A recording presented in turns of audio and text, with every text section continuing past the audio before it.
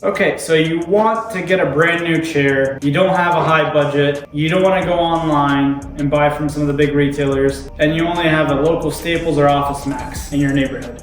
We don't recommend buying ergonomic chairs from any of those places, but if you're in one of those situations where you're considering one of the highly most searched and discussed chairs is the Quantum 9000 from OfficeMax or Office Depot. They're both the same companies or affiliated. And so we decided to do a review on this chair for all of you guys out there that are interested in the chair, just for your sake, even though we're not big fans. We're gonna talk about this chair and the pros and cons of it. First, the seat and how it feels. I can already tell underneath this pretty good quality fabric, there is a contouring and molded foam.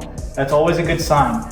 Molded foams means that they did not skimp and cheap out on the seating part of the chair, which is always a good sign. As expected, the foam area of the seat contours and cradles both of your legs, and you have this little bulge in the middle, but it's a pretty comfortable seat for a foam seat, and the fabric feels pretty good. On par with some of the higher end ergonomic companies in terms of the comfort of the foam. Next thing that I immediately notice is the arm pads. The arm pads have a pretty comfortable, they are aesthetically not that really appealing. They don't look that nice, but they're actually pretty comfortable. They're of a high grade foam material that is actually pretty responsive.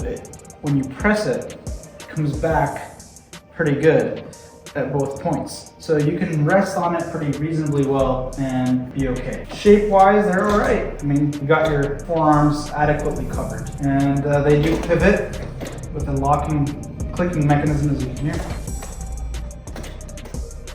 And so they go all the way out, straight ahead, all the way in. So just basically 3 clicking adjustments. You have telescoping arms, plastic on metal. So the metal, stainless steel, is a plus in terms of durability.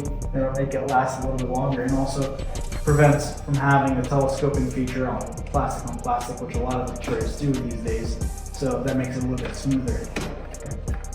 Next, you have the tilt lock, which is simply an on and off.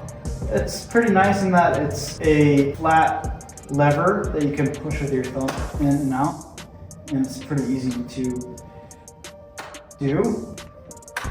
So that's nice about it. So this is kind of unique, is that you can actually lock it in place where you lean back at. So if I have it locked in right now while it's in this lean back position, and if I go forward, there you go, you see the back of the chair fixated in that locked position in the back. Now, some people will argue that it's not really that useful because generally if you're that far back when you're leaning, you're using your weight anyhow.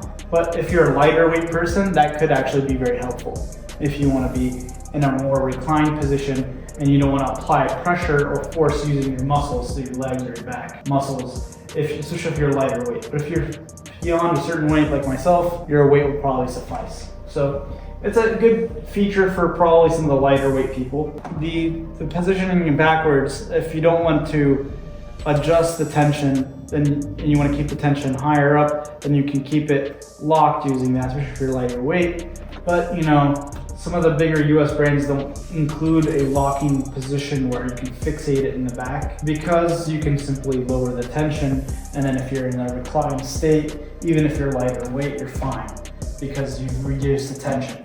So that brings me to the tension control. The tension control is on the right side for this one, and it's probably pretty standard like most chairs out there.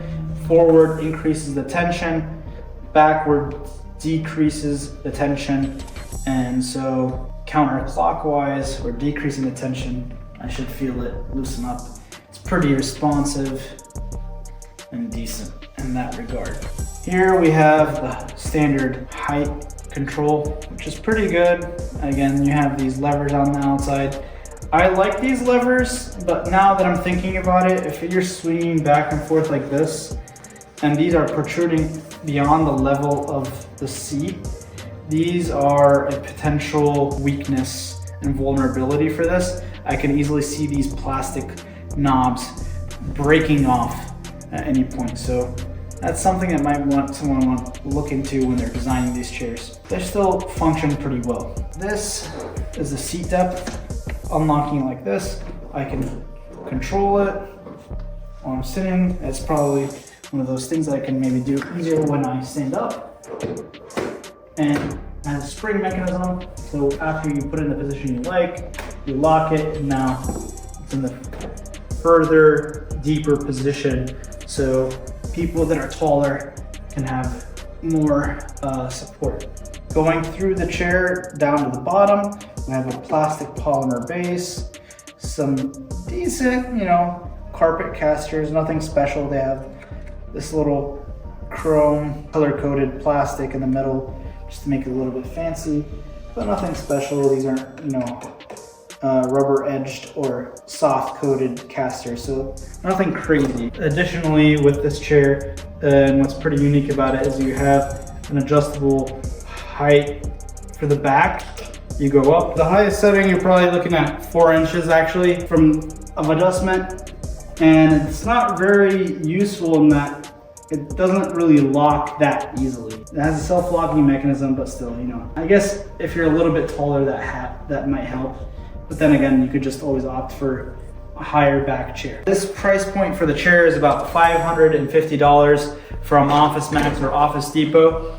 And so looking at that price point with this chair, it's not the best you'll see, but it is a good chair. There are a lot of chairs in the ergonomic community that you could get at the price point of $500 or around between $500 and $600. So for example, the Steelcase Series 1, 2, maybe even look into some of the secondhand chairs of some of the higher brands, even some of the Steelcase Leap V2s in that price range or even below that price range. So, when you compare it to those, honestly, you're getting a better value. But nonetheless, this is a pretty good chair. It's just not the best and most amazing chair for that price.